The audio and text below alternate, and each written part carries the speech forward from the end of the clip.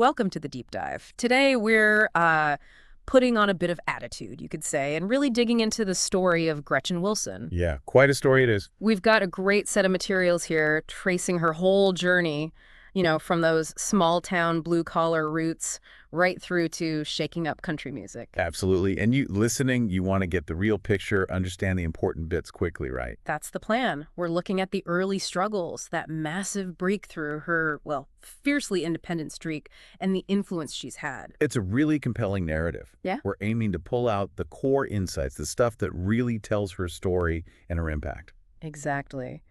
So, mission for today.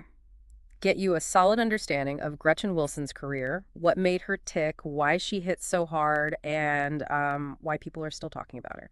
Sounds good. Where do we start? The very beginning. Let's do it. Pocahontas, Illinois. Population, maybe 800? Super small town. Right. That's where she was born, June 26, 1973. Grew up in a single wide trailer, mom, grandma, and listening to Merle Haggard, Loretta, Lynn. Pretty classic country foundation. And you got to think, hearing that kind of raw storytelling music day in, day out in that environment, Yeah. how does that not shape you? Especially artists like Loretta and Merle, so direct, so honest. Oh, absolutely. You can practically draw a straight line, can't you? From Loretta's kind of tell it like it is thing to Gretchen's whole vibe later on. Totally. And Merle's working class anthems. Yeah, definite echoes there. And this wasn't just background music for her.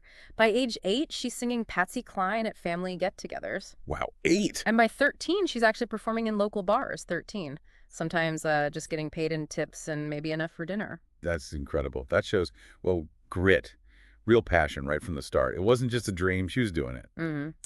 Then fast forward a bit, she's 17, hits the road with a cover band. The honky-tonk circuit. Yep, playing those places across different states.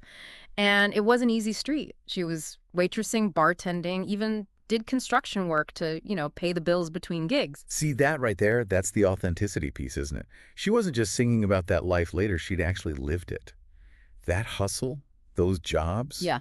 it grounds the music. No doubt. Okay, so 1996, big leap, moves to Nashville. With what, like next to nothing? Pretty much. Sources say around $600 and her guitar. That's it. Ooh, gutsy. And then spends years grinding it out on that Broadway bar scene, night after night. That's where she really honed that powerful voice, developed that assertive stage presence. That Broadway circuit. Yeah. It's a boot camp, really. You have to learn how to grab an audience, hold them night after night, develop serious performance chops. Definitely. And then a really pivotal moment, she connects with Big Kenny and John Rich. Ah, the Music Mafia connection. Exactly. And for anyone listening who doesn't know, the Music Mafia was this, collective of artists. Think Kid Rock, Cowboy Troy. Kind of outsiders, yeah. Yeah, they definitely saw themselves that way, pushing back against what they felt was Nashville getting too polished, too pop-oriented. It was like a haven for artists who didn't quite fit the mainstream mold at that time. They really embraced that raw, kind of outlaw image. Gretchen must have slided right in. It feels like a perfect fit looking back. She already had that spirit, trying to make real gritty music, and bam, in that environment, Redneck Woman happens. And apparently written super fast, like 20 minutes. Oh, that's the story. Just poured out, almost like a direct, answer, or maybe a challenge. Yeah. To where Nashville seemed to be heading. Yeah, it doesn't sound calculated. It sounds like something that just had to be said from her perspective, a real statement of identity. Okay, so that leads us to May 11, 2004. The day Here for the Party drops. And it lands with a bang. Oh, yeah. But, that title track, talking about whiskey, good times, it definitely caused a stir in some of the more conservative corners of Nashville. Right. There's always that tension in country music, isn't there? Between tradition and, pushing boundaries or reflecting modern life more directly. But how did the public react? Forget the industry insiders for a second. The public went nuts for it. Sold, 227,000 copies first week? Wow. Biggest debut for a female country artist since LeAnn Rimes way back in '96. That tells you something. People were ready for it. It really tapped into something, didn't it? A voice for a group of people, maybe women especially, who didn't see themselves reflected in the glossier side of country. That unapologetic attitude.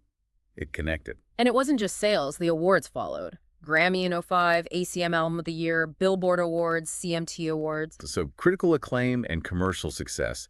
Even if some folks were initially hesitant, The work spoke for itself. It validated her whole approach, Totally. And her reach went beyond just music charts. She performed at the White House, which is pretty huge. played the Grand Ole Opry like over 50 times, so eventual acceptance there. And this is wild. They made a redneck woman Barbie doll. Get out. Seriously. Yep. Complete with Daisy Dukes and reportedly a little beer bottle accessory. That's iconic, actually. That's not just music success. That's becoming a pop culture symbol. Right. But you know how it goes. That level of fame, it brings pressure. Always does. Reports started surfacing about industry pressure to, well, clean up her image, lose weight, dress differently, maybe tone down the song lyrics. The classic soften the edges push happens all the time. And when she pushed back, didn't want to change who she was, that's apparently when some of that key radio support started to dry up a bit. That's the fundamental dilemma, isn't it? Conformity versus authenticity. Stick to your guns and risk losing the mainstream machine, or play the game. She clearly chose her path. And add to that the grueling tour schedule. Like 300 days a year on the road. That's insane. That takes a massive toll. She's talked about it since, struggling with anxiety, feeling like an imposter sometimes, even at the height of it all. It adds this vulnerable layer to the whole tough chick image. Yeah, it makes her more human. It wasn't just one big party. There were real struggles behind the scenes dealing with that intense spotlight. So then, things shift. 2013, she leaves Sony, goes independent. Launches her own label, right? Redneck Records. Exactly. And her whole philosophy kind of changes.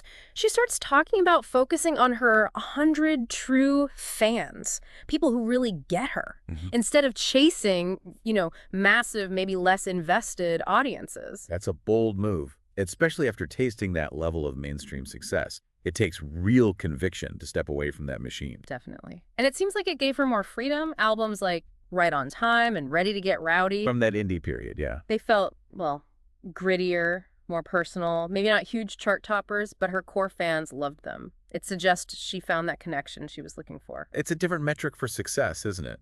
Maybe less about sheer numbers, more about artistic control and that deep fan loyalty, making the music she wanted to make. And she didn't stop there. She's got this, serious entrepreneurial streak, too. Oh, yeah, the whiskey. Right. Redneck Riviera whiskey launched with John Rich in 2017, and it apparently did really well, grew fast. Became a pretty big brand. Plus, she opened a bar in Nashville, had a SiriusXM radio show, even showed up on Food Network's Chopped. Huh.